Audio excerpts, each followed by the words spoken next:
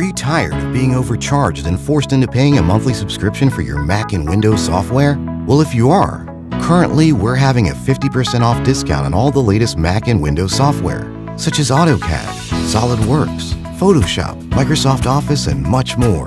Our 50% off discount will be ending soon, so be sure to text us "Need Software" to 213-640-9738. That's 213-640-9738. We aim to please, so expect 24/7 technical support, the latest premium software, instant software links delivered to your email, and PayPal buyer's protection guarantee. Racism is the most powerful system on the planet, yet it is often perceived as the most taboo subject to discuss. World-renowned activist and best-selling author Tariq Nasheed takes on this challenge head-on in his new book, Foundational Black American Race Baiter. This is the most important book you will need in order to understand the mechanisms of systemic racism and how to counter this system.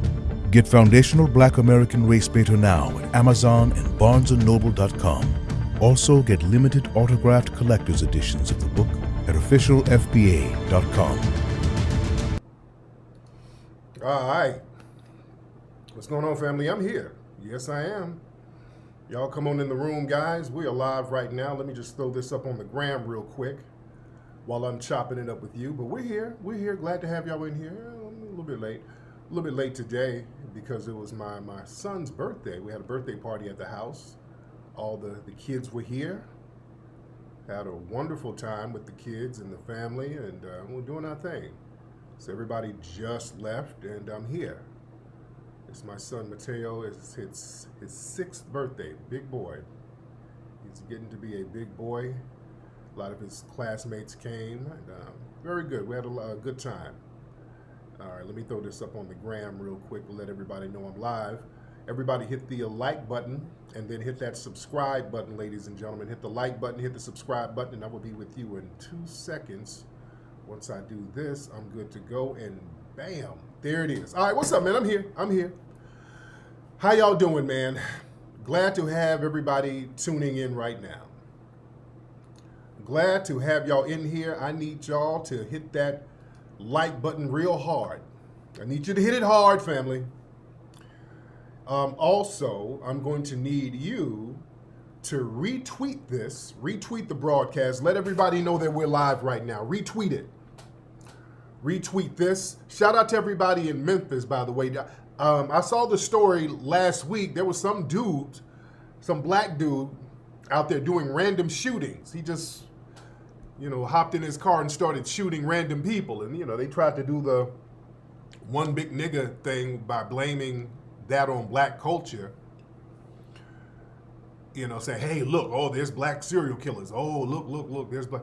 This one dude, he was a young dude. I think he was around 21, right? 19 or 21. He was real young dude out here shooting random people. And the thing is, the dude was clearly whacked out of his mind. The guy was literally foaming at the mouth. I'm not going to show the video of it or anything, but the guy was doing a Facebook Live while going around shooting at people. And the dude was basically foaming at the mouth. He was frothing at the mouth. So he got a bad dose of somebody's narcotic. The dude got a very bad dose of something. His name is Ezekiel Kelly. Okay. Same thing happened a week before in Detroit. See, we got to watch stuff like that. What kind of narcotic did they give that dude? All right.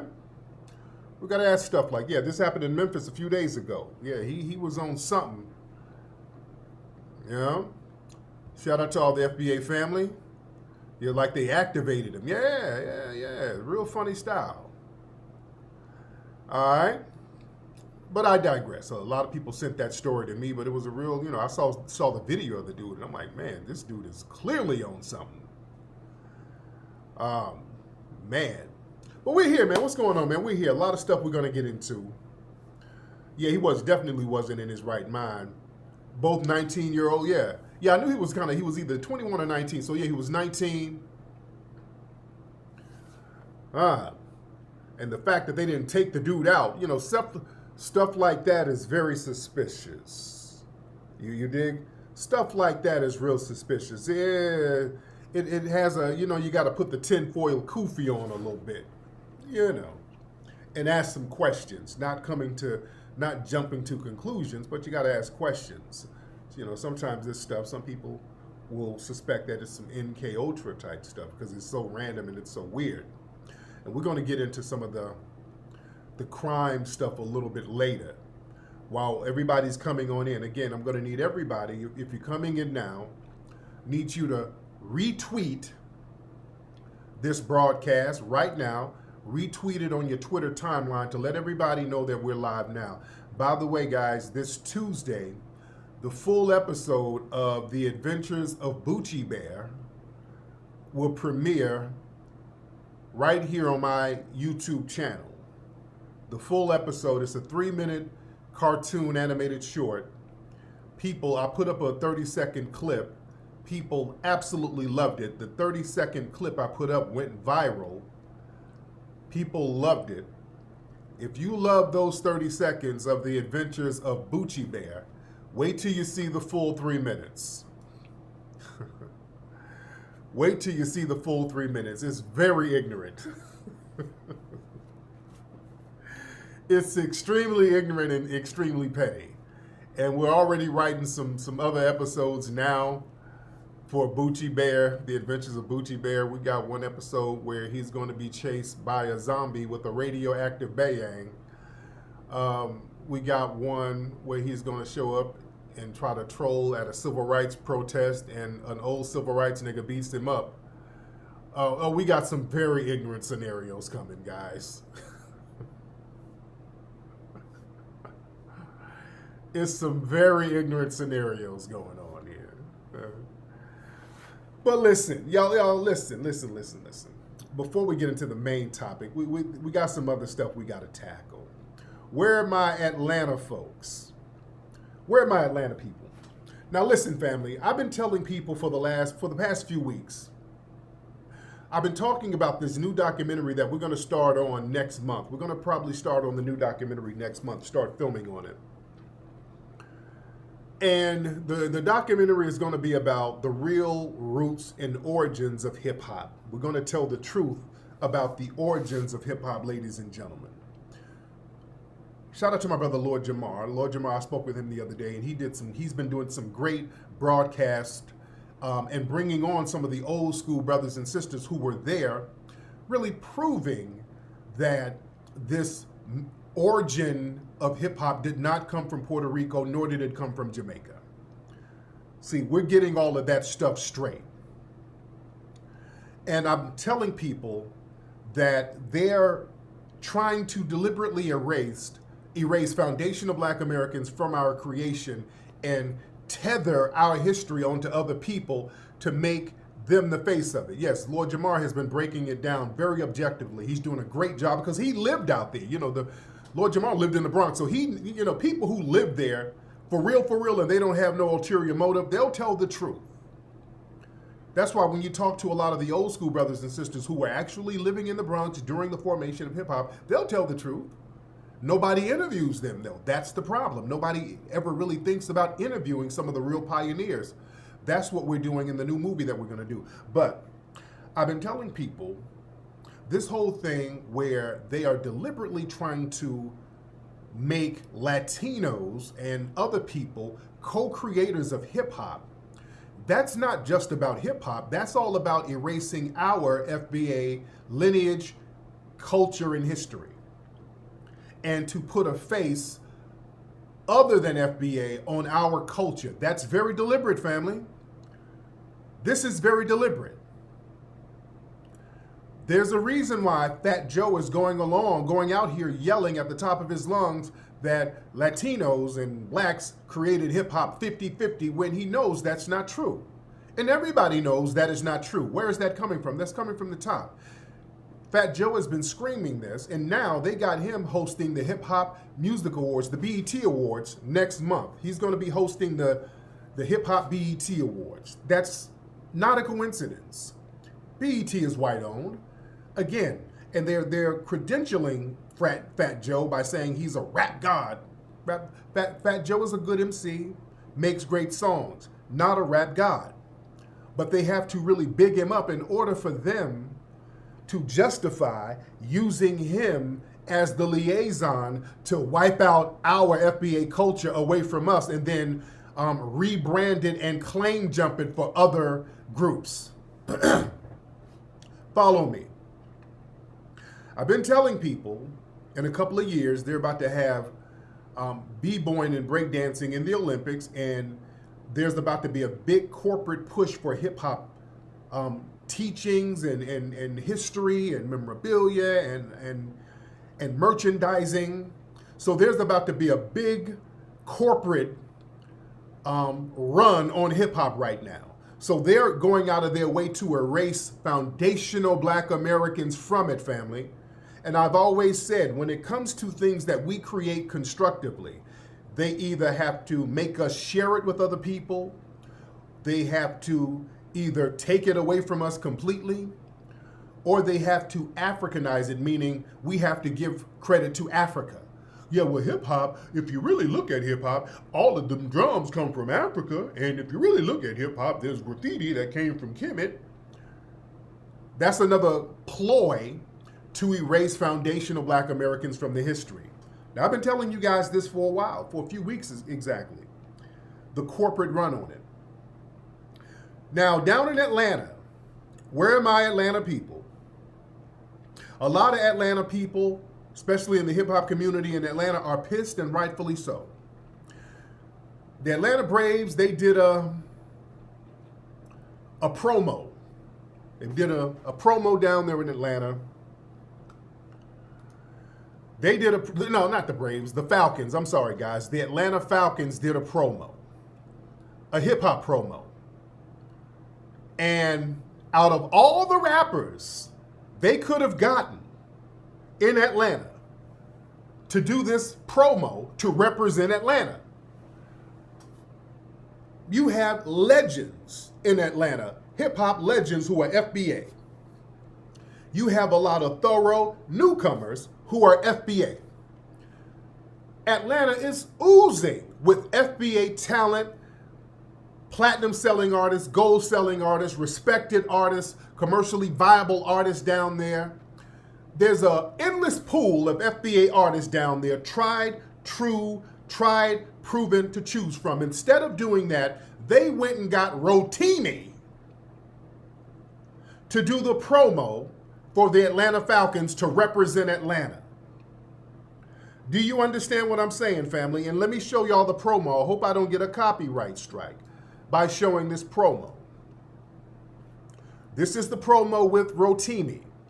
First of all, now I knew Rotimi was a singer. Now Rotimi is Nigerian. He's not an FBA. I didn't even know he rapped. But this is Rotimi. Atlanta, it's time to rise up. So you get a non-FBA rapper that nobody even knew rapped. And this is the promo. Hold on. Black and white, yeah. We gon' rise up. ATL, that city. We gon' higher. Red, black and white, yeah. Okay. We gon' rise up. Okay. We gon' rise. Okay. Big Tigger, non-FBA, Big Tigger. That city. We gon' rise up. We gon' rise up. Okay. We on fire. Okay. Okay, I'm messing with the sound so I don't get a strike. 10 yards, that's a first down. Okay. 30 bird in the end zone, that's a touchdown. Okay. Full speed with the hits. Okay. ATL, that's my time. If you know the colors, then say it loud. ATL is my town.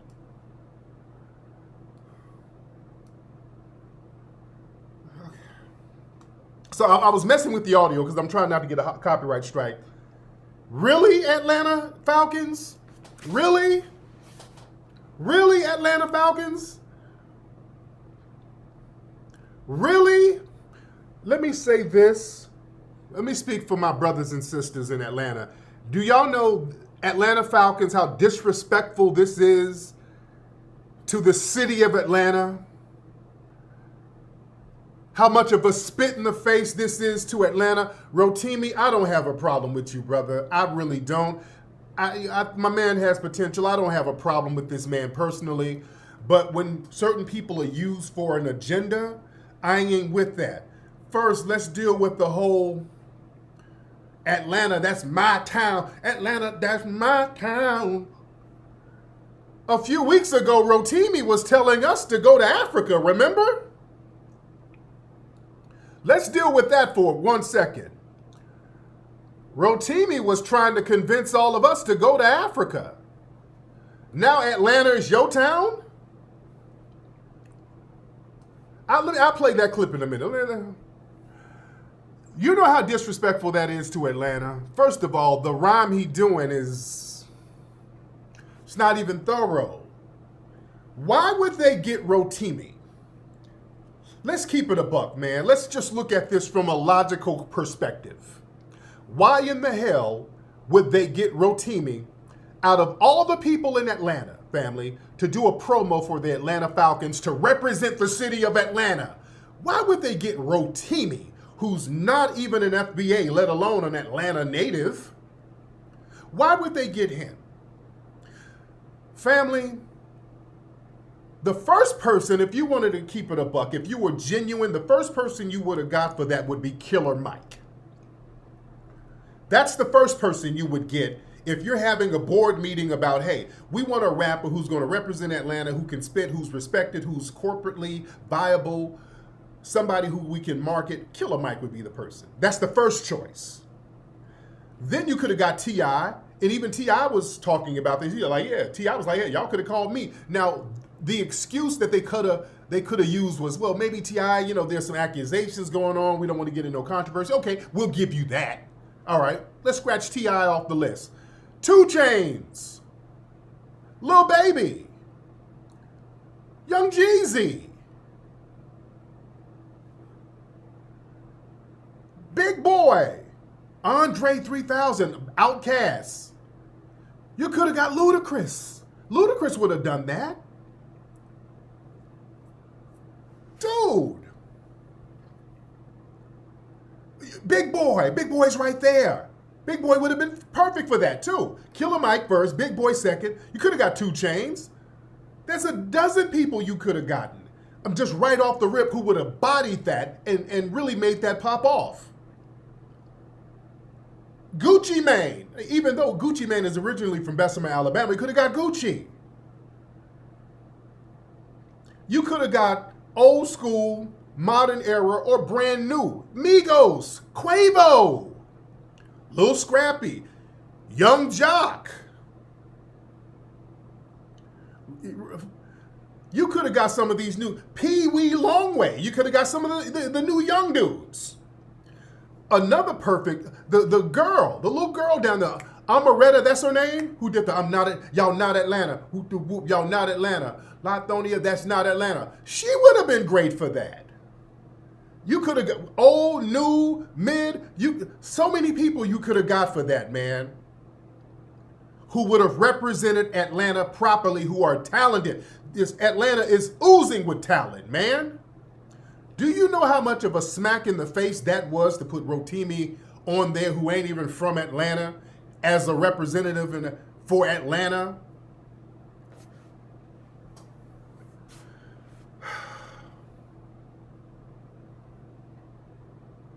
CeeLo Green. Man, the list goes on. Lotto, hell, the big Lotto chick. Jermaine Dupri. The list goes on, man. The list goes on. Family, the only logical reason they did that was to deliberately erase foundational Black Americans from the culture. That is literally the only reason they did that, family. Literally no other reason. There's no logical reason for them to put Rotimi up there to do that very basic rhyme. It wasn't even a fire rhyme, man. The dude ain't from Atlanta, not FBA, and his rhyme wasn't even fire. There's literally no reason, and Rotimi, I'm not crapping on you, dude. This is not personal. I'm talking about why they would put, look, I know you, if you get the opportunity, you're going to take the opportunity. We're not mad at you, brother. I get it. If I went to another country somewhere and they were going to use me for an agenda and throw some money in my pocket, I'd probably do that too. You dig? If I was down bad, but I ain't down bad. Rotimi is not even known as a rapper. And as far as acting, my dude was a supporting actor in a TV show. Wasn't the star of the show. I mean, there's no logical reason for them to have this dude as a representative of Atlanta, man. There's literally no reason other than to undermine foundational Black Americans. I'm telling y'all, the corporate sector, they're doing this stuff deliberately. Let me tell you something. They would have gotten a Latino rapper to do it, but ain't too many Latino rappers in Atlanta popping off like that. That would have been too obvious. See, to represent Atlanta, it would have been way too obvious to get a Latino rapper. Ain't no Latino rappers popping off really anywhere like that. The only one that has a real significance, what is this? Bugging. Hold on, shit. Mosquitoes in here. It was really Fat Joe to a certain degree. That's why they're using Fat Joe to push all of these agendas. But to represent Atlanta, it would make no sense to get a Latino rapper, so they would have to get the next best thing. What other non-FBA rapper could they get? There really are none who they could cling on to Atlanta. I guess Rotimi lives in Atlanta, so that's the best they could do. They were deliberately, yeah, he's from New Jersey, or he lived in New Jersey, but I guess he's living in Atlanta now, so that was the best correlation that they could have made, guys. Your Bad Bunny, does that count? So that was the best they can do. They were deliberately looking for a non-FBA rapper. Who is Cap G? Cap G is Latino? I never even heard of Cap G. Say Rotimi is from New Jersey. Yeah, he's from New Jersey by way of Nigeria. I'm telling y'all, I've been telling you guys, the corporate sector is looking to put non-FBA faces on hip hop. I've been telling y'all that. I've been telling y'all this for a reason, and they're already in the process of doing it. Yeah, man, look, they could have got Rick Ross, and Rick Ross lives in Atlanta. That would have been a great choice. If we're going to go with people who are just living in Atlanta, Rick Ross would have been a great choice. And I think Rick Ross is originally from Florida. But that would have been a great choice. Even Rick Ross would have been a phenomenal choice. There's no logical reason for them to get that dude, to get Rotimi to act as the representative for Atlanta. And remember, Rotimi was up here telling us how we need to go to Africa. See, this is where the scan Africanism comes in. I've been telling people there's a lot of scan Africanism going on, where they sit up here and tell us, they try to sell us on the Back to Africa package. Big Boy would have killed that. Big Boy would have knocked that out the park. Killer Mike or Big Boy.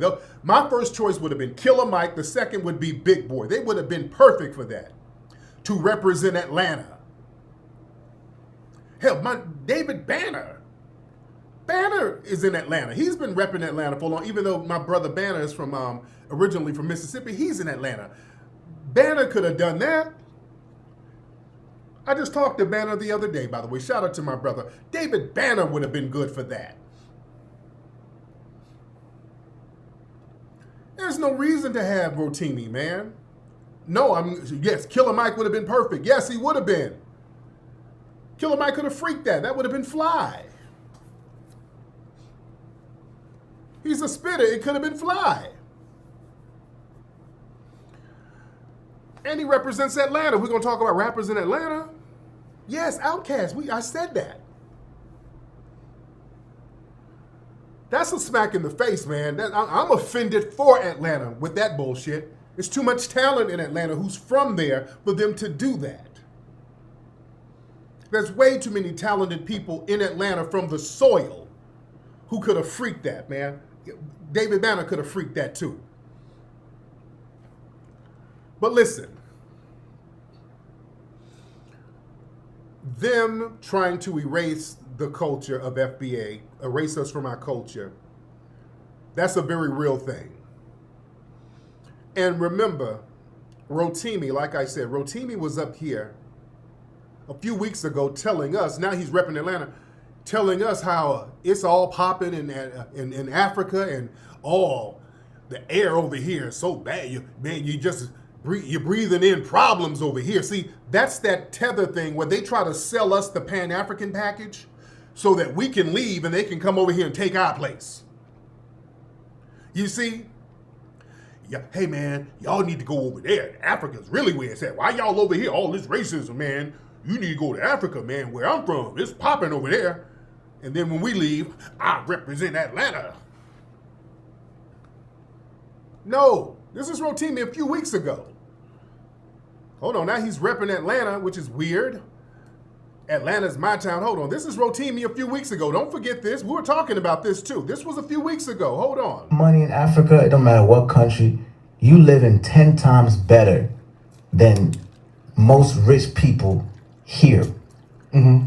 There's wealthy there and there's rich here. There's a big difference. Yeah. You know what I'm saying? So for me, experiencing that and seeing that, and then just the style, the swag, everything has been stolen from there. Come on, talk. You know what I'm saying? So I think everybody just needs to know that they need to go home, and even just the air, that the air is crisp. You can breathe. Like when you breathe in America, bro, it's like you breathing in problems, bro. You know what I'm saying? Oh God, like yes, anxiety. When you leave, boy. Oh man, Africa, bro, all that anxiety is out, bro. Man, okay. They run this game on us. They sit up here and try to sell us the damn Pan-African package. And when the coast is clear, okay, y'all go over there and get your dashikis on and get all that swag we left over there. You gone? Y'all good? Okay. I represent Atlanta, nigga. I represent Atlanta, nigga. They running the Scan-Africanism package on us, man. If it's so poppin', you wouldn't be over here. Y'all always tell us how poppin' it is, but you over here, and we ain't beating up on you. Y'all keep selling us the Scan-Africanism package. And then y'all get mad because we ain't buying it. We ain't buying it because we see you ain't over there. You ain't buying it. You ain't over there engaging in all of that swag that people are so-called getting. Nobody's beating up on you, but don't come over here trying to run the Scan-Africanism package on us. Family, if you notice, the people who push Pan-Africanism now, and I was talking to some folks on my live, they were like, well, Tariq, I'm from Africa, and back in the day, you were really talking about linking up with Africans, and what happened? Did you turn? You made a turn? I didn't make a turn. I just listened to you guys, and y'all weren't trying to get on no Pan-Africanist vibe. Wasn't that I turned. Y'all just weren't on the vibe we were on. Y'all were not trying to link up with us or do any kind of real business or any type of real camaraderie thing with us. You're just not trying to do it. Because you ain't even doing it with each other. That's the real of it. And what we're not going to do as foundational Black Americans, we're just not going to push a line that we're pushing by ourselves, and we're carrying a line that you ain't trying to help us carry. If you're going to look out for your group and your lineage, fine. We're going to just keep the same energy at the end of the day. We don't wish bad on anybody, but we're going to look out for the people from our lineage. Yeah, they're like, you made a turn. I didn't make no turn. I didn't make a turn at all. I've always represented the family here, the FBA family here, always. But I've always shared a kinship with Black people globally. We're all Black people globally at the end of the day, but the way we approach white supremacy is different based on our lineage. Yeah, we're looked at as Black people, but we look at white supremacy very different. And that's the problem. We look at white supremacy different. So if you look at people now who sit here and try to push Pan-Africanism, usually, and not everybody, there's some genuine people, very few, But if you notice, there's always some kind of scam involved. Let's keep it real. That's why so many scam Africanists are so mad at the FBA movement right now. The only people over there in Africa really pushing the line where they want to link up with us and go against white supremacy is our brother Julius Malema down there in South Africa. A handful of them. That's why we rock with them. I take my hat off to that brother. They got my full support. Other than that, you don't have too many sectors really reaching out, trying to go after white supremacy and link up with us. But let's keep it a buck, family. The people you see now trying to sell the Pan-African package, it's either like one of three things. It's either a tether who's trying to sell it on us so that they can switch places, okay? We got a tether who's trying to sell that on us so they can switch places with us, just like, hey man, Africa's popping, you need to go over there. Man, it's so popping over there, you go over there, the air is so fresh, and they want us running over there with our suitcases and dashiki so that they can come over here and enjoy everything we fought for. The second people, these are people within the political sphere. These are scam Africanists who are actually Democratic white shield puppets for the liberals. They're puppets for white liberals. Like the N-Cobras and NARC and all of these people. Dr. Greg Carr and those kind of people who sit here and talk about Pan-Africanism and this, how great it is to be Pan-Africanist, but they're really just towing the line for the white Democrats so that the immigration packages can go to non-FBA people. They sit here and talk about how we won, us, man, we Pan-African, red, black, and green, Pan-Africans, man, we need to stand up for the black immigrants so that the white Democrats can allocate resources to Latinos and all of these other immigrants too. So they're operatives for the white Democratic establishment, those fake-ass Pan-Africanists. And then the third type you have are these scam Africanists who got some kind of land scam going on in Africa. They got some kind of fundraising scam. Well, give us some money. We're going to link up with Africa because we building a village over there. We're going to build an Akon city. We're going to build a village over there in Africa. And it's an indefinite village. You just keep giving them money and the shit is indefinite. It never gets built. That's white people, that's their hustle. And then you got a couple of Negroes who get in on that hustle. I'm telling you, most people you see have a problem with the FBA movement are people from those three realms. It's always one of those three. Always.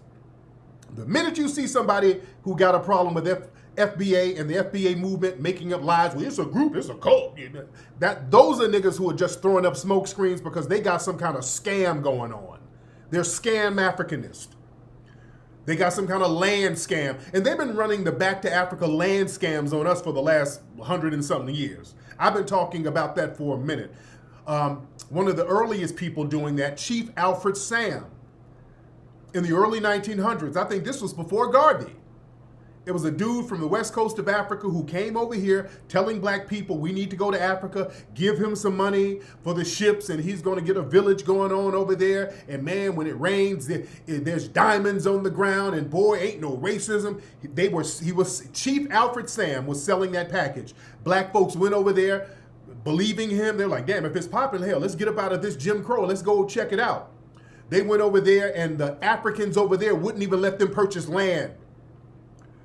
Those Africans over there were against the foundation of black Americans purchasing land. Many of them lost their money and many of them had to come back broke. And then the Chief Alfred Sam nigga just disappeared. Look that up.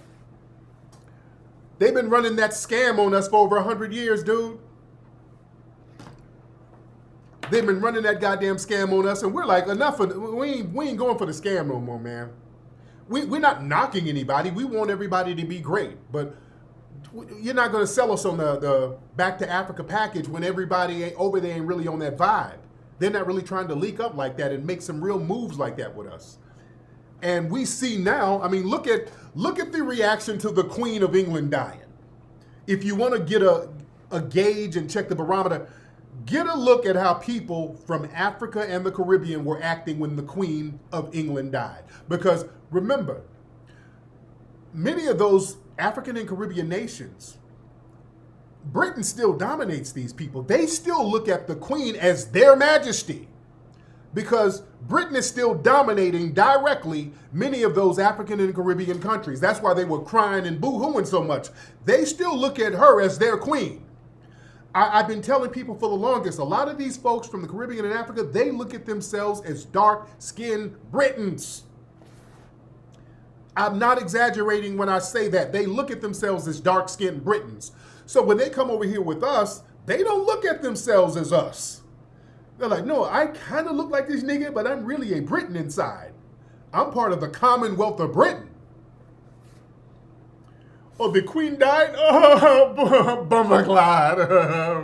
Take me, give me a knife, nigga. The way they were crying over the Queen dying, and watch, whenever the funeral is, when is the funeral? Let me tell you something.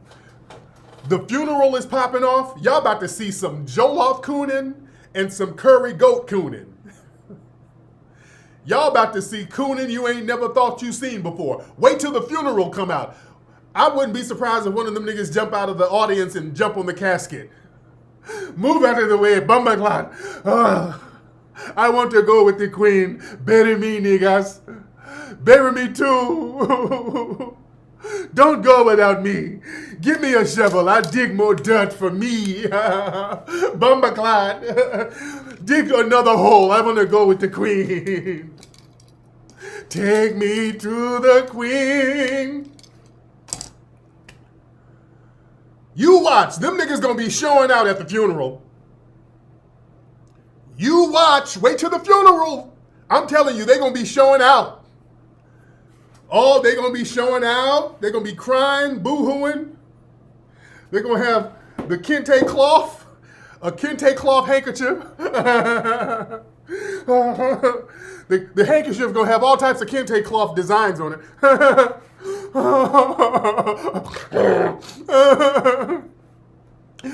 Take me, Jehovah. Oh, you watch.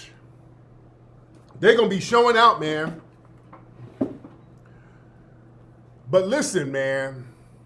We're not beating up on anybody, but we're just keeping it a buck out here, man. Again, these folks... Oh, sorry. I don't want to play that. Again, man, these folks, man, are joining with the white supremacists to try to erase our history, ladies and gentlemen, and we're saying no. We're saying, no, that's not going to happen. Again, that's why this documentary we're doing about hip-hop is very important, ladies and gentlemen. Now, let me get into the main topic I want to talk about. Can y'all do me a favor? Ladies and gentlemen, there's almost 7,000 in here. We need to get about 10,000 people in here. I need everybody to retweet the broadcast, ladies and gentlemen. If you can do that, that would be super. Retweet the broadcast right now. If you can retweet the broadcast, that would be great. Retweet this on your Twitter timeline right now. That would be phenomenal if you can do that, family. Let everybody know that we are live right now. Let everybody know that we're live. I need y'all to retweet this. Retweet and let everybody know that we're in the building.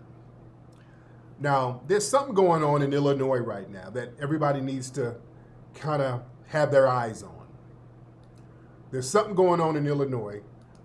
In Illinois, and let me show y'all the news article. Let me show the news article. January 1st, 2023, Illinois jails will turn many prisoners loose. There's a criminal reform law that will do away with the cash bail system, which means many suspects charged with certain felonies, including second-degree murder, aggravated robbery, and arson, will be released without bail. House Bill 163, a police reform initiative introduced by the Black Caucus, will abolish cash bails. Okay? Now, let me let y'all hear a representative out there talking about this. Listen to this. Listen to this. Hold on.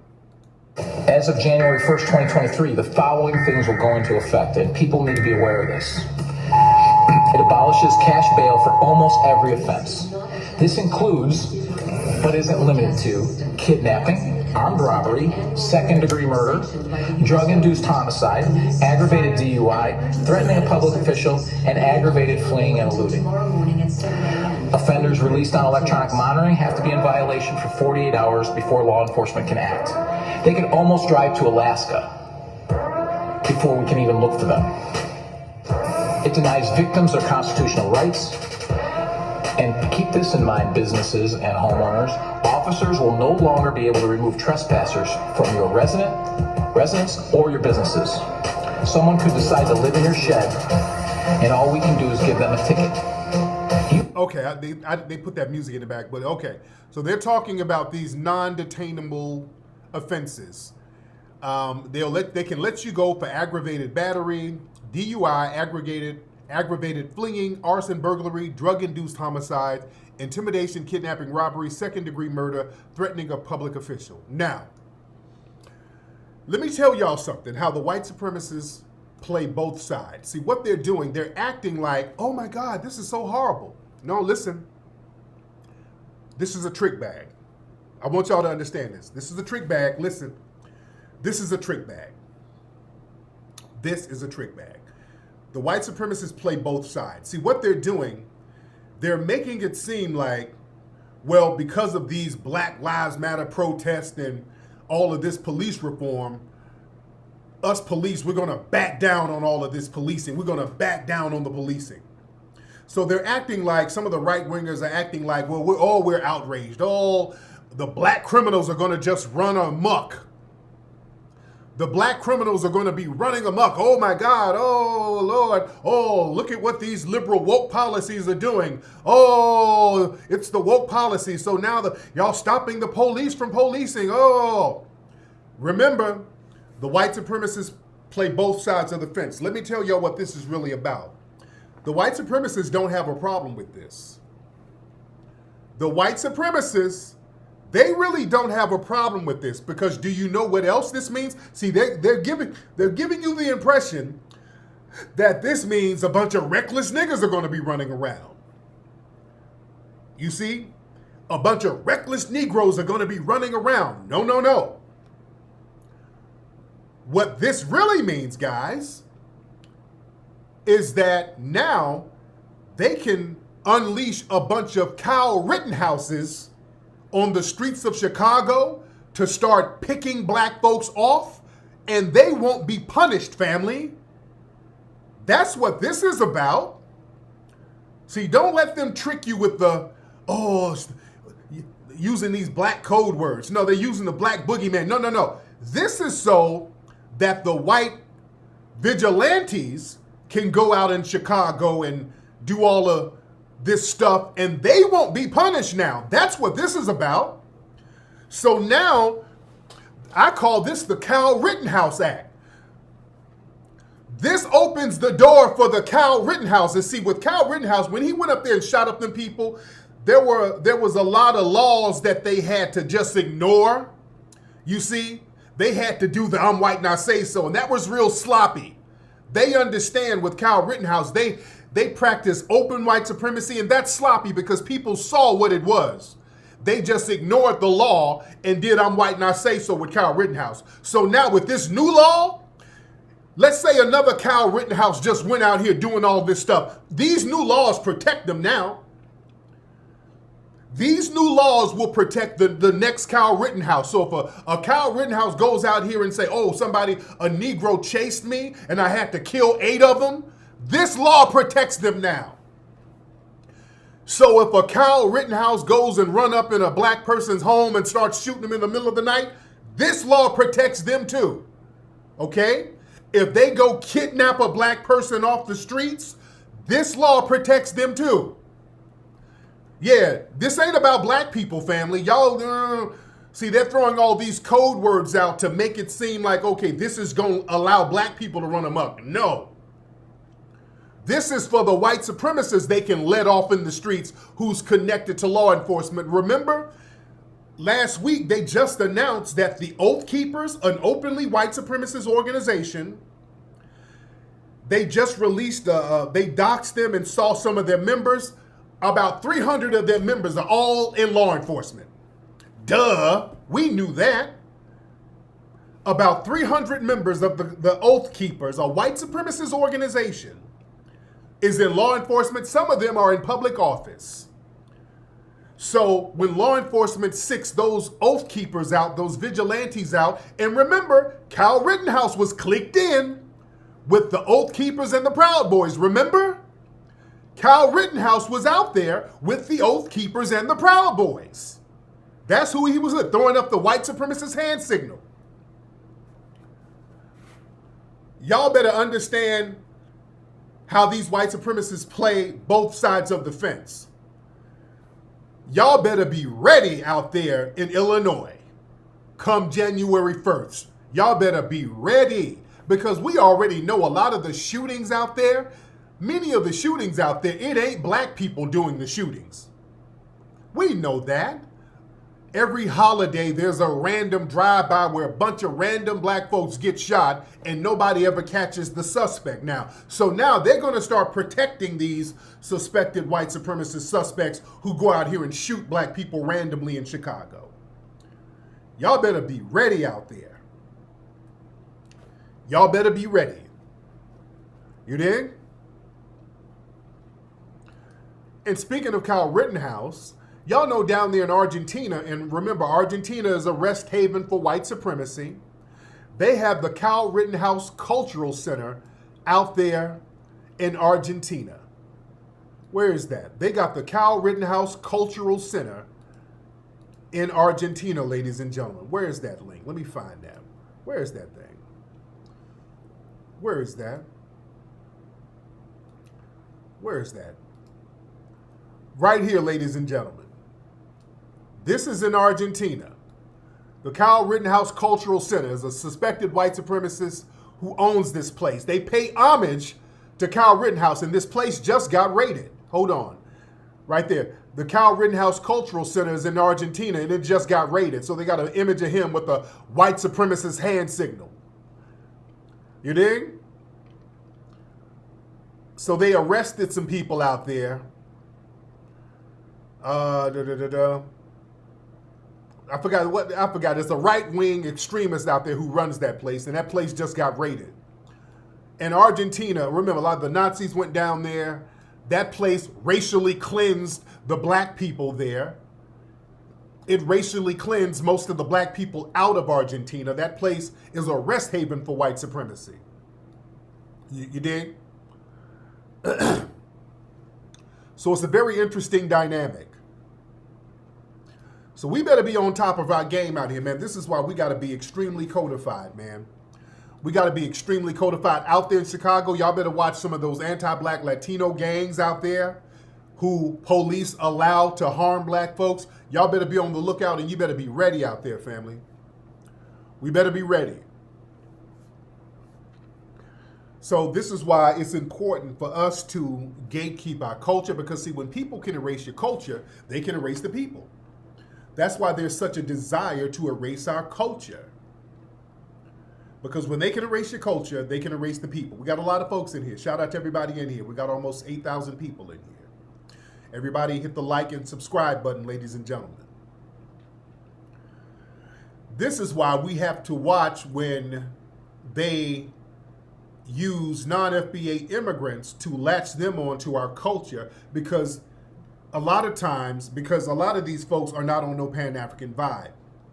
They will latch them onto our culture to facilitate other groups taking our culture. That's what they do with a lot of Caribbeans. That's why they have this narrative that hip hop was created by Caribbeans too, which isn't true. And let me tell you something. Somebody put up a TikTok clip. There was an expose on hip hop, I think in the 1980s. And back then, they would acknowledge that the hip hop culture came from FBA culture, but then they would tether on Caribbean culture with it. Let me show you how they did it. See, this is how a trick bag works out. When they start making something equal by saying, well, these two cultures created something 50-50, watch when they say that.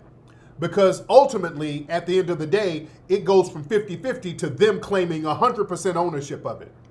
Now, at one point, they did early on acknowledge that hip hop was an FBA creation because they talked about how black people used to rhyme in the South. We've been rhyming in the South. We've been doing rhymes. Look at this expose back in this is from the 80s. Where is it? Where are we?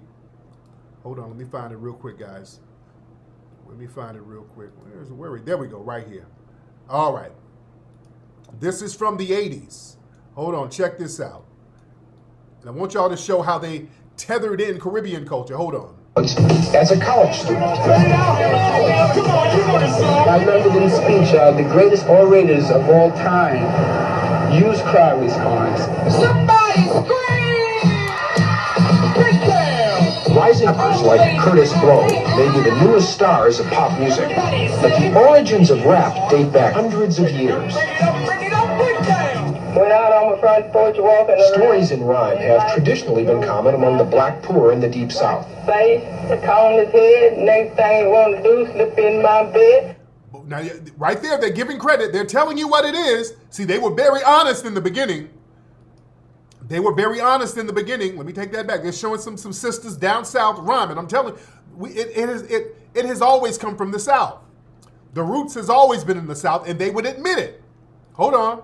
The black poor in the Deep South. Face, comb his head, next thing he want to do, slip in my bed. In the interaction between black preacher and congregation lies the roots of the call and response form of most rap songs. The scat singing of the jazz greats comes from the same tradition. See, they're telling the truth, and then they're going to have to dilute the truth in 1 second. Watch. As does the verbal virtuosity of musical giants like James Brown.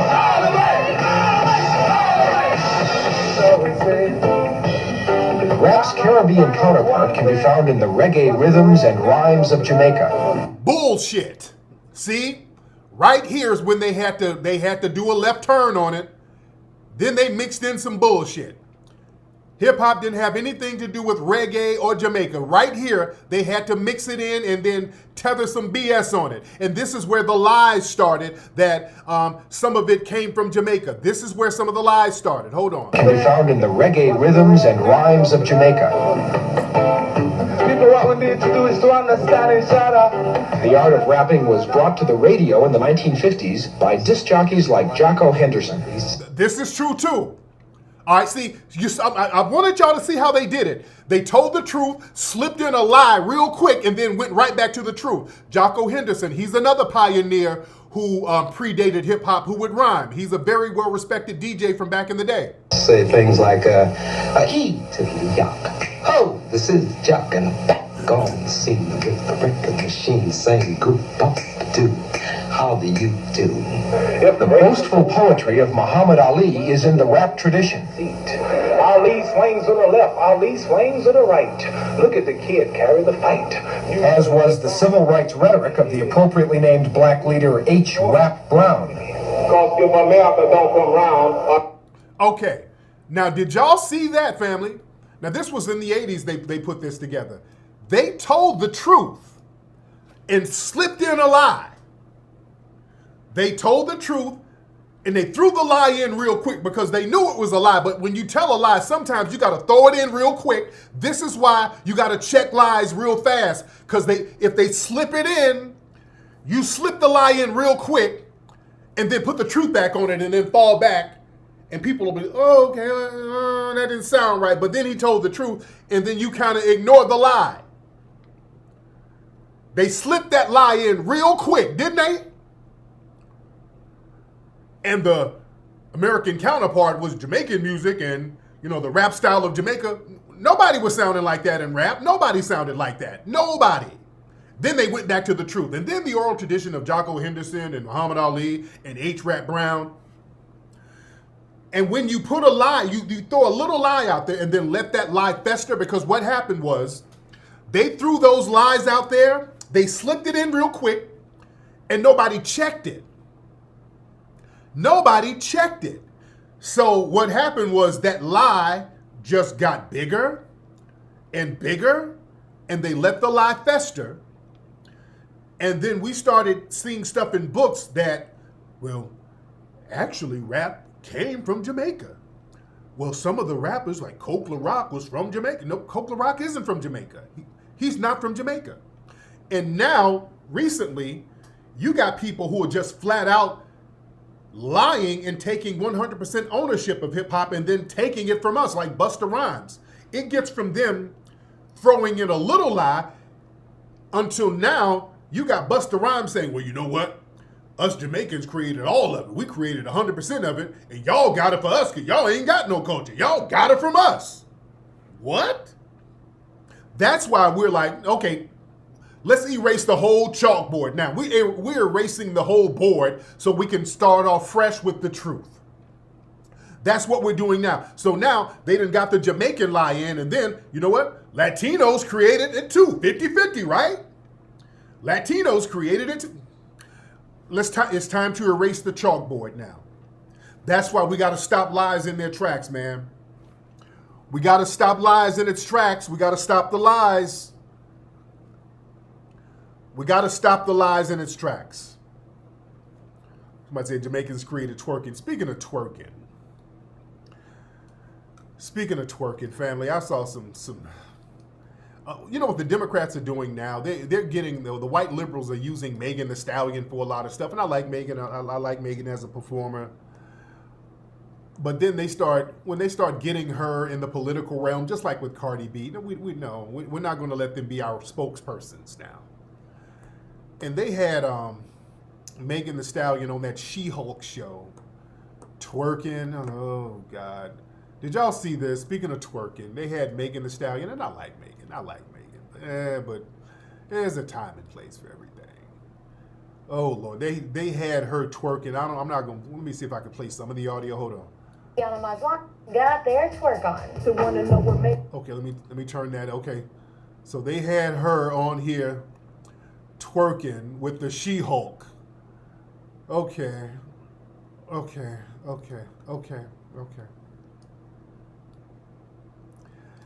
Nah, that ain't it.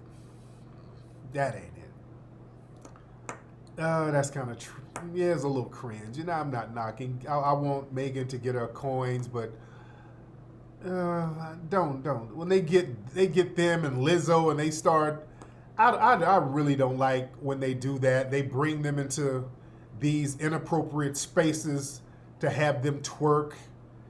That's some plantation looking shit. There's a time and place for stuff like that. They're going to bring you into an office setting to have you twerk.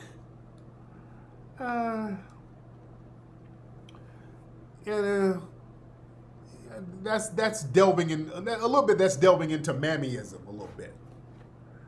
Yeah. You know, if you're going to be on these shows, go in there and act. Just act. You know, go in there and do something that you would normally not do. Just don't go in there and put on a stank performance in an inappropriate setting like that. You know, they bring black folks in for gutter sexual activity into inappropriate areas. You know, that's a bad visual. You have all of these other white people in here who are supposed to represent professionalism, but when the black people come around, now it's time to indulge in gutter behavior. You see, that makes us synonymous with minstrel gutter behavior. You don't want to do that. Yeah, you twerking in a business suit. Blackness is synonymous. When a black person come around, okay, let's let our hair down and let's get into gutter behavior. Nah, that's mockery. It is mockery. Let's cut that out. You dig? The mockery, and notice they had a de facto quote unquote white woman, but the white woman was actually green engaging in that. So they'll let a white woman who's not really white, she's actually green engaging in that behavior. Y'all better understand the visuals there. The white woman, let's get deep for a minute. It's not a regular white woman, even though she's a white woman, but the white woman is the equivalent of a monster. You understand? So this white woman who's now, she has a flaw that makes her equivalent to a monster, we'll let her twerk with another monster, a person who we perceive as a monster. Understand the psychological messaging that's being sent there. You see? We better understand the messaging there and not fall for that type of stuff. It's real heavy. We better not fall for that type of stuff, family. Real deep stuff. You know, again, we get into these situations where we do things with the dominant society and it's all good, and we all try to get into this all lives matterism until things go left. Notice, there's something going on right now with Ray J and the Kardashians, and I'm not going to play the clip.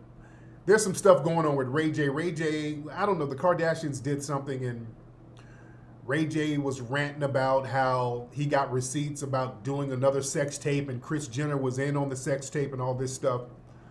And he's exposing a lot of stuff. He's showing a lot of receipts, and that's good. But one thing that Ray J did that a lot of people are going to have to stop doing, when they lay it with these Kardashians, they lay it with these white women, like Kanye and these guys, they get with these white women, they get with these Kardashians, and when they're laying up with these women, they're all lives mattering things.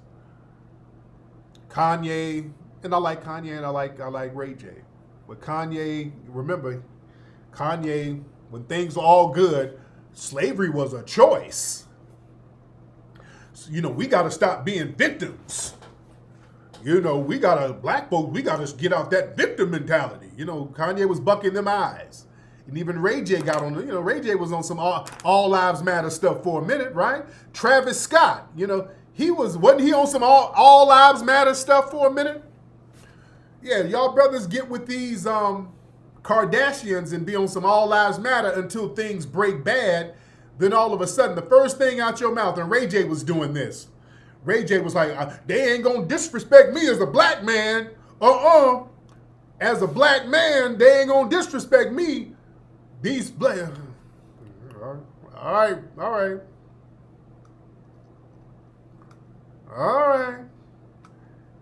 Y'all get real black when the Kardashians break bad on you. Okay.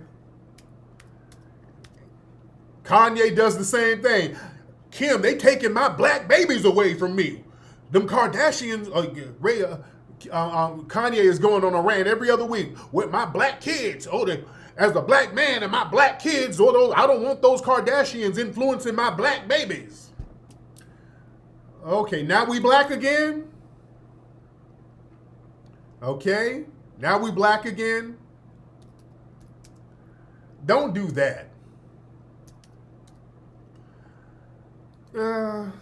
Don't do that. Y'all start throwing the black thing up when it's convenient. Hold on. Let me see if this is the rant right here. A little piece of it. Hold on.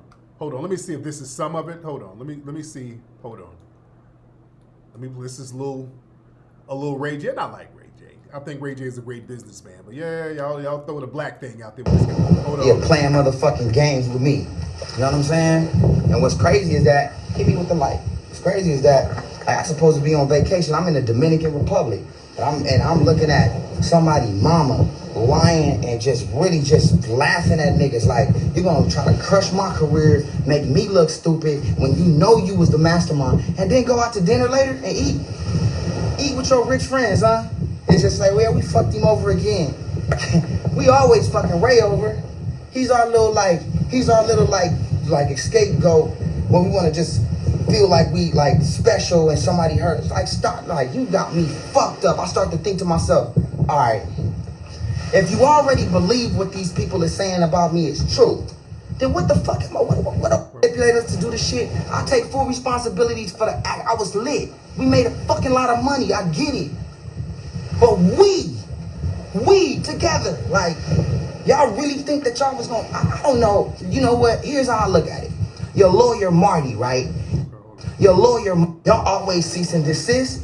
Responded to this at all because she know what she did. And Chris, you know you ran the play. I'm going crazy tonight as far as like my energy because I'm so like disgusted at sitting back and waiting for what? Like waiting for what? I can't see the comments. I don't give a fuck about her and my son growing up. Y'all, okay, I'm going to the house. They sending me all this $1 million you never got, I got. Except guess what? You rushed me to sign the contract. Okay, so some of this. But there was one part, I'm trying to find a part where he was talking about, yeah, as a black man, my black business, y'all not going to disrespect the black man. It was, and yeah, I'm not knocking what he's doing. I mean, that's, you knock all that out. You know, if they're trying to screw you over, do you? But then, that's why y'all can't play games where y'all can't be all lives mattering and all of that stuff, and then black it up. Now I'm blackity black. The Kardashians, boy. The Kardashians be making Negroes black as hell when they break up with them or they do something slick to them. All right. Listen, these women, y'all better understand, listen. These are white women. Niggas be sitting up here giving these white women careers. Y'all Negroes have given these women careers. Y'all sit here and give them a glow up and then y'all give them a stepping stone and a stepping stool to come up. And, they do what a lot of conquerors do. They'll try to screw over the people they used. Yeah, I don't really know the gist of it. But yeah, they doing white shit. Duh. Y'all think y'all got some camaraderie with these women? They use your black star power to come up, just like Kanye and, gave Amber Rose a career, whatever career she has. He, giving these people a glow up. And shout out to Ray. I like Ray. But again, Ray was throwing he was blacking it up there, the black man. You better be you got to be that all the time. You can't y'all don't get black when the Kardashians undermine you. All right. The only time people get black is when the Kardashians then shitted on them. No, be black all the time. I rock with Ray J. I like Ray J. Ray J's, he's a good dude from what I hear. But don't get black when it's convenient. Yeah? Do not get black when it's convenient. What's up? But I digress, ladies and gentlemen. But family, we just got to be on top of our game. We got to be on top of it, man. There's some real stuff going on out here. We got to watch what's going on. We have to circle our wagons. We have to gatekeep our culture, ladies and gentlemen. And we have to understand all of these other people swirling around us trying to leech off of us. Brothers, when y'all go out here, black men, especially black male celebrities, and y'all get these white women groupieing up on you, a lot of these white women are looking for a come up. They're looking to get some clout off you, and y'all stop giving them clout. Y'all be giving these white women clout like a mug. And then you think that they're going to return the favor when you are not as popping as they are, or if you're equally popping or whatever. They're not going to return the favor, dude. Come on, man. These are colonizers you're dealing with. They have a colonizer mentality. You better understand that part of the game, ladies and gentlemen. That's what it is. You dig?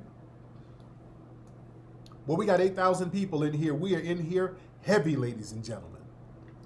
We are in here heavy. Oh, yeah, Kris Jenner, that woman, boy, that woman has been on the come up for years. That woman masterminds come ups. Yeah, well, that marriage that Kim Kardashian had with that light-skinned dude, that basketball player, that was so orchestrated. That thing looked so fake to me. I've been calling them out for orchestrating these little things. They have to do this type of stuff. They have to keep up drama. Kim Kardashian is not known for anything other than for being famous. She's famous for being famous. She's not known as an actress, singer, model, anything. She's known for being controversial. And they've made that into an art form within itself. You dig? That's what it is. No disrespect. People are going to get it how they live. We just got to be on top of our game, ladies and gentlemen. We got to be codified.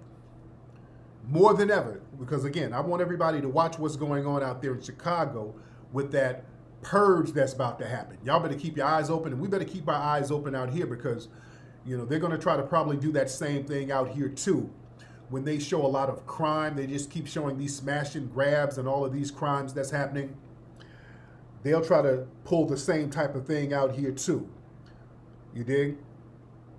And this whole thing where dudes are robbing rappers, that's going to have to stop too. This targeting of the black folks just for the sake of getting clout, because again, that's what that's really about. And I talked about this on my live the other day. We're going to have to start understanding the value of our battles. You got to pick and choose your battles correctly. Because a lot of times you got black folks out here who are willing to throw away their lives over people who are not worth throwing their lives away over. You dig? I said this the other day, a lot of times you waste $50 bullets on $5 niggas. Some of the niggas you often ain't even worth offing. And you throw your life away over a $5 nigga. I talked about this the other day over in Ohio. There was a chick who was dating this dude. Her boyfriend, he went into a Walmart. They went in a parking lot. She got his phone and started looking through the phone and saw that her boyfriend was messing with her sister. So she got into an emotional rage. And when he came out the Walmart, she put the car in drive and ran him over. But in the process of running him over, she ran over a crippled white man. A white man on a cane. She ran him over and killed him too. Then she got out and started beating her boyfriend up. So now that sister is going to jail for life. They're going to give that woman life. They're going to give her life. And this woman threw her life away over a $5 nigga. A nigga who ain't worth a damn, who's up here messing with her sister. You better value yourself, black people. I want you to value yourself. I want the black family to learn how to value themselves. Stop using emotion. Stop throwing your life away for people who ain't worth a damn. We better be very clear about the people we bring around us. Because a lot of times we bring people around us who bring our energy down. And if you bring hard luck people around you, that energy falls on you to a certain degree. So while this woman is about to do life over a dude who was messing with her sister, a dude who she should have cut off a long time ago because the signs had to be there. So now, you to mess with a dusty nigga, your life is over, you about to go to jail. She had a child, your child is going to be taken away. The dusty nigga, after he gets out the hospital, he's still going to be dusty and free. The dusty nigga is still going to be out here and your ass is going to jail. Let me give you some game. Don't throw your life away over dusties, over dusty niggas and dusty hood rats. There are some people who are just hard luck, man. Y'all better start cutting people off quickly. This is why the FBA movement is going, because I'm tying it all in. We're starting to cut off people who ain't really benefiting us. Same with any relationship. In relationships, you got to learn to cut people off who ain't really benefiting you. If they're not benefiting you, by default, they're going to detriment your lifestyle. If people are not an asset, they're going to be a liability by default. Y'all better understand this. Now, with so many tethers coming among us, we're helping all of these people and we're not benefiting from it.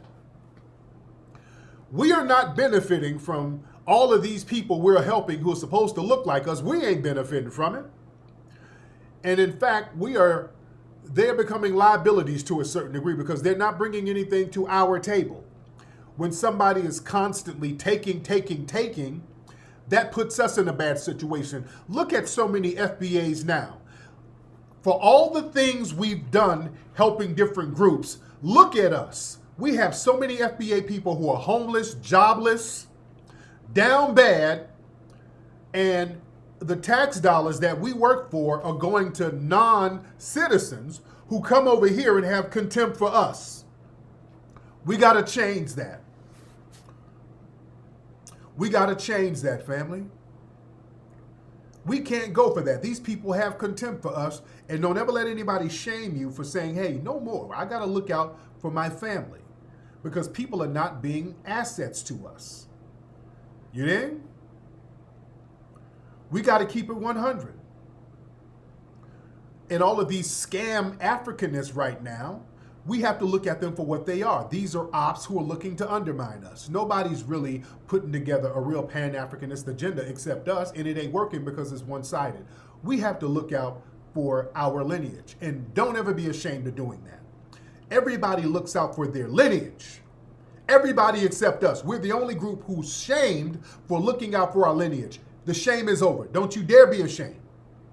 You look out for yourself. You can't help nobody if you don't help yourself. We've helped everybody enough. We've done enough. You look out for you.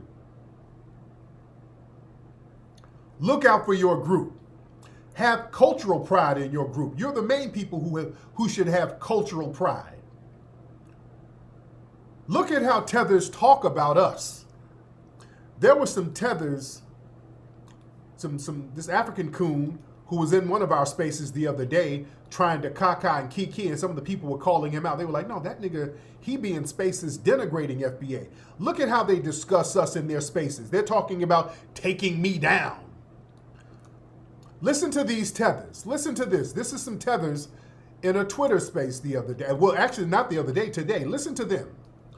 This is a foreign tether talking about how they have to work to discredit me. Listen. Fuck it. Fuck that. Fuck it. And also to my Africans, stop being on some bullshit, because we do be on some bullshit. Y'all be on some bullshit. So I just wanted to say that on the record. Stop being on fuck shit. But right now, the big bad wolf is Tariq Nasheed. We gotta take his ass down. We gotta discredit him. We have the numbers. We can fucking do it. You know what I'm saying? With that, I digress. We're gonna let Mr. Banyara come through. Yo, Tyrone. First of all, thank you for having me on. Okay, listen to them accents. That's some COINTELPRO op shit right there. And understand, the white supremacists get these tether Negroes. You see, the white supremacists get a whole bunch of these people talking about they gotta take me out. You see? That's COINTELPRO talk. Let me tell you something, tethers. Yeah, that's agent talk. That is agent talk right there. We got to discredit them. We got to take them out. That's agent talk. That's tether op talk. Because these people are upset that I'm telling you the truth. I'm the big bad wolf for telling the truth. Because I have significant influence and I'm telling the truth. So this is why they have to try to frame the FBA movement into some organization, you see, which they know it's not. And you don't have to explain to them. They're trying to do the I'm a tether and I say so. They know that Foundation of Black Americans is not a group, not an organization, and nor am I the leader of it. They know that. But they have to frame it that way in order to justify attacking me. Let me tell you something. If I got abducted by an alien and they took me to another planet, the FBA movement is still going to go strong because FBA is the lineage. You can't be the leader of a lineage. That's not going to stop people from acknowledging their FBA lineage. If I were to disappear, that's going to make it stronger. The cat is out the bag. Everybody's acknowledging their lineage. Because I'm not the leader, that's not going to affect anything. That's why y'all trying to discredit me, that doesn't work. Saying stuff about me doesn't make a difference. So what? It doesn't. That's why I don't care about all of the lies you spread. I don't even have to debunk it. It's so silly because it's insignificant. I'm not the leader of anybody. Nobody's following me. I don't want anybody to follow me. I don't want anybody to follow me. I'm not your leader. Logic is the leader. That's what Neely Fuller taught us. Logic is the leader. I want you to follow logic. Logic was here before me. Logic is going to be here after me. I follow logic. Logic is the leadership. The code is the leadership, and the code is to follow things that are logical. Logic is leadership. You understand? So when we look at what we need to do as foundational Black Americans to empower ourselves, we're looking at things from a logical standpoint. It is not logical to promote Pan-Africanism with groups of people who are not reciprocating. That's not logical. That's why we're teetering off from that. Is it logical to push for a one-sided Pan-Africanism with people who are not even on the same page on the continent of Africa? Is that logical? No. They're telling us that we should be Pan-Africanists and we should all be one, and then when you go to these countries, they're knocking each other in the damn head over tribal beefs. So logically, I can't really build nothing with that. The logic leader told us that, not me. The logic leader told us that. If one of these folks come over here from one of these places where they were beating up on each other and they come here looking like us, and then they get into a political position and start allocating resources to immigrant groups, and when we say, what about our reparations, they tell us, nigga, pull yourself up by your bootstraps. Logic tells us I can't support that. Not Tariq Nasheed. Logic says, hey, I shouldn't really be supporting this person. Like that Virginia vice governor from Jamaica. The Jamaican governor, she's the first Jamaican American vice governor of a state who sits up here telling Black Americans, foundational Black Americans, how we need to pull ourselves up by the bootstraps and stop begging and stop looking for handouts.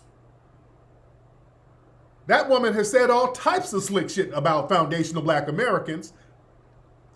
And when white folks come around, she's bowing down and buck dancing for them. Logic tells us that's not the kind of person that we should support.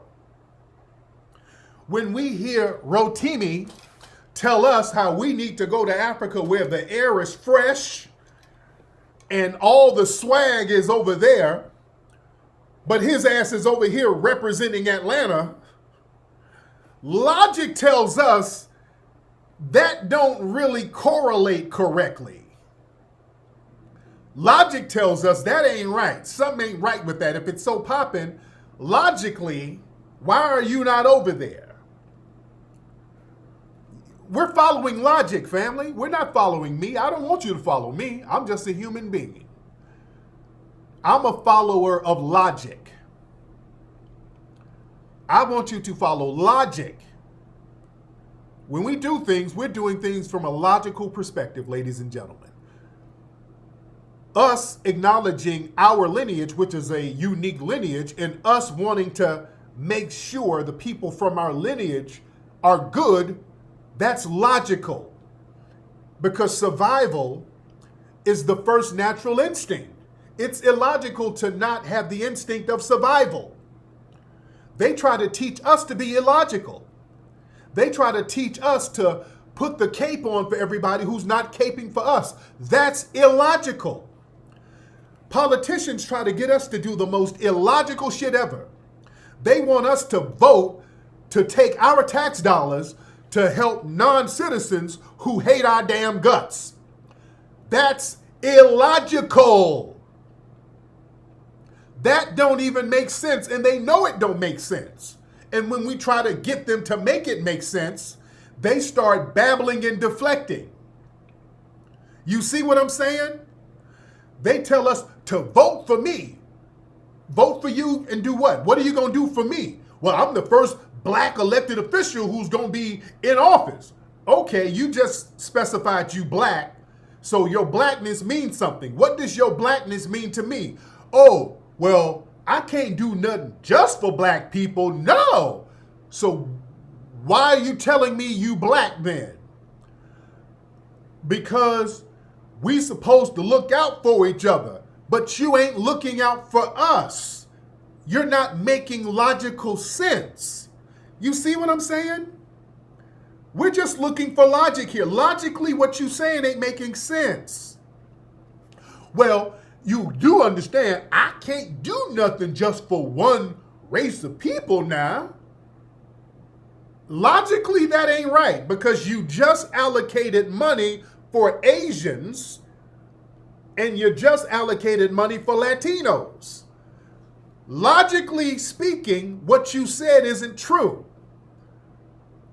But you know them white folks gonna be mad if I do it for you. So logically, I shouldn't support you because you're scared of fumbling your own bag for helping me. So logically, I shouldn't support that. Again, we're following logic, family. We're just doing things that's logical. You see? All you have to do is look at what's logical, family. They tell us to do shit that's so illogical. Well, we can't help one group. Well, we ain't got no money. Okay, logic is telling me that ain't right because logic says if you have $1,010,000,000 to give to Ukrainians, there's nothing stopping you from giving that money to me. So logic is telling me that you're not telling the truth because I see you allocating that money to other people, but you still want me to support you. Logically, that doesn't make sense. Family, all we have to do is look at logic. You don't have to follow me. I insist that you don't follow me. Follow logic. That's all I'm doing. When we call these politicians out, we're just calling them out based on logic. When you tell me you can't do nothing for me, but you're doing it for all these other groups, logic tells me that I'm not supposed to support you. But come on, man. Your grandma fought and got beat up for the right to vote, so you gotta vote because your grandma got beat up. Let's look in the logic of that. My grandma got beat up so that we could get tangibles. They weren't just out there getting beat up for the sake of getting beat up. Great grandma and grandpa wanted me to have something. They weren't out there just getting beat up for the sake of getting beat up. They wanted us to have more opportunities. They wanted us to be able to have a fast track to education. They wanted us to have a fast track to money. They wanted us to have tangibles. They wanted us to have fair housing. Grandma and them wasn't getting beat up for nothing. Don't tell us they were just out there getting beat up just because they liked the Billy Club on them. No, they wanted us to have something. Even Dr. King, if we look at the logic, he said, hey, my people need money. When I go back to Washington, we're going to get that check for my people. That's when they offed them. So logic is telling us we need to get what our family really wanted, which was tangibles. That's logic. Don't tell me that my family was out here getting their ass whooped for nothing because John Lewis liked the ass whoopings. That's why they like to bring John, God bless the dead, I'm not going to beat up on the man because he died, but they love to bring him out to talk about them ass whoopings as if he enjoyed them. You see, that's why they like to bring him out. They love bringing him out to talk about getting beat up. You dig? And that's not what it was about, family. That's not what it was about. Some of those dudes who were out there, a lot of them they don't talk to because some of them dudes were some real riders. You know who a real rider was? And he passed, Hosea Williams. You know who a real rider was in the civil rights movement who was clicked in with King and all of those guys? Hosea Williams from Atlanta, FBA brother. When did Hosea Williams die? That's Portia Williams' granddad, I think. Portia Williams' granddad. Hosea Williams. When did Hosea Williams die? Now, if you're from Atlanta, you know, if you're around when Hosea Williams was around, you know that was a rider. I met him a few times when I first moved down to Atlanta in the 90s. Met him a couple of times. Cool dude, old school player. He was a rider. That's Portia's granddad. Hosea Williams was a rider. He was a rider. And he called a lot of those folks out. He called a lot of the Funny style niggas out. Did he die back in 2002, in the early 2000s? Okay. Hosea Williams, you went to one of his food drives. Yeah, he was a rider. Did y'all see what he said about Jesse Jackson? Yeah, did y'all see what he said about Jesse Jackson? All right. Let me show y'all what he said about Jesse. He was pissed off at Jesse Jackson. He said he lost respect for Jesse because Jesse rubbed blood. It was an infamous story about how Jesse Jackson rubbed Dr. King's blood on his clothes. He didn't like Jesse. Yeah, Hosea Williams always kept it 100. Hosea Williams always kept it 100. Listen, let me show y'all this. This is Hosea Williams. If you want to know some of the riders, some of them dudes, they weren't just out there taking ass whoopings. He was a rider. Hold on, listen to Hosea. Andy, Abernathy, and Hosea Williams. Those are the three that saw that body. Yeah, listen to that.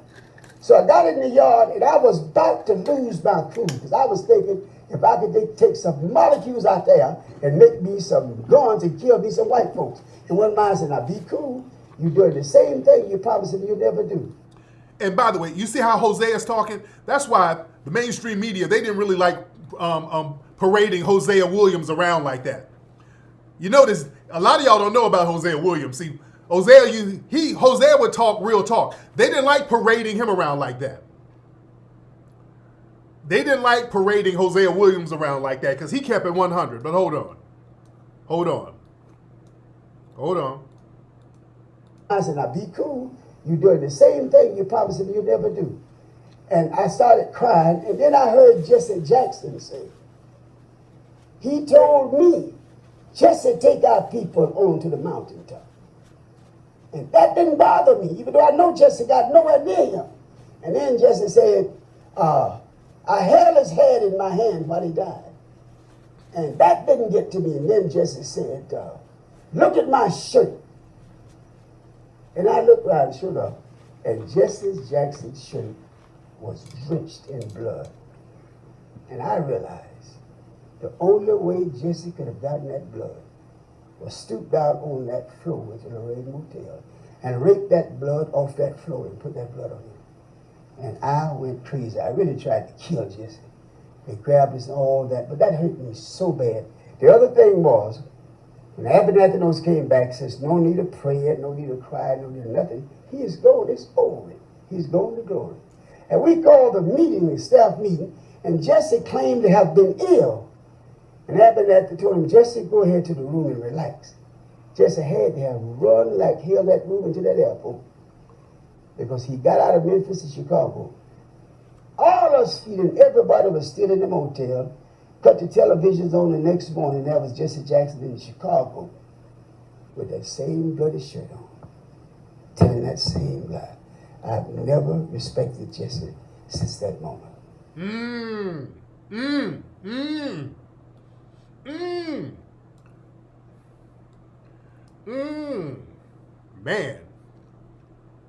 Man. He kept it a buck.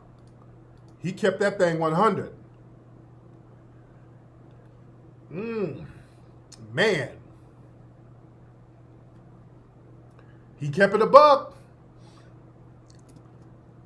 He spoke what he spoke. Hosea Williams was a rider. Let me tell you something. Some of those cats at some of those marches, man.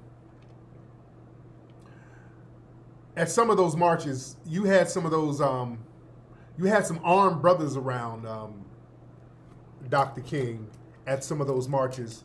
And, you know, some folks got into that inner circle and they were able to take our brother out. And I have to do a whole show about that. But again, the point is, man, a lot of the family from that civil rights era, all of them want to know, I'm going to get my ass whooped just for the sake of it so you can vote. No, all of them went on that. Man, you had some riders. You had some real riders out here. They weren't just out here getting beat up just for the sake of getting beat up. You see what I'm saying? You had some people out here who wanted us to have something, and they would sacrifice, but they wanted us to have something. They sacrificed for us to have something. You see? And that's logic. We're thinking logically. We're supposed to get tangibles. We're not supposed to sit here and wait on the dominant society to like us. This ain't about being liked. Whenever we start getting or talking about tangibles, all of a sudden we get into this all lives matterism and we all got to hold hands and sing kumbaya. No, we don't. We'll be waiting forever, waiting on everybody to like us. But let's stop being afraid to get what we're supposed to get. Logically, because we are taxpayers, we're supposed to benefit from the society who we pay taxes to. We are supposed to see some of the benefits. The benefits that we pay taxes for, logically, should not go to non-citizens. And we are supposed to get what we are paying taxes for. Let's stop being afraid of that and logically look at it. This ain't about somebody leading you. Logic is the leadership. That's why trying to discredit me or trying to take me out, that's not going to change logic. Because I am not the leader. Logic is the leadership. You in? Anyway, y'all, let me get out of here. A lot of folks in here, man. Much respect to everybody. We're in here heavy. Hit the subscribe button if you have not subscribed, ladies and gentlemen. If you have not subscribed, hit the subscribe button. Follow me on Instagram at Tariq Elite. Follow me on Twitter at Tariq Nasheed. Hit the bell notification to be notified when I go live here. Anyway, y'all, man, we had a great conversation on tonight's broadcast, man. Much respect to you guys. Puppy Akute, Alola Vuve to the family. And D. Tubman, everybody wish D. Tubman get well soon. I think she had some kind of surgery. So our main moderator, D. Tubman, isn't here. She's going through surgery. So much love to D.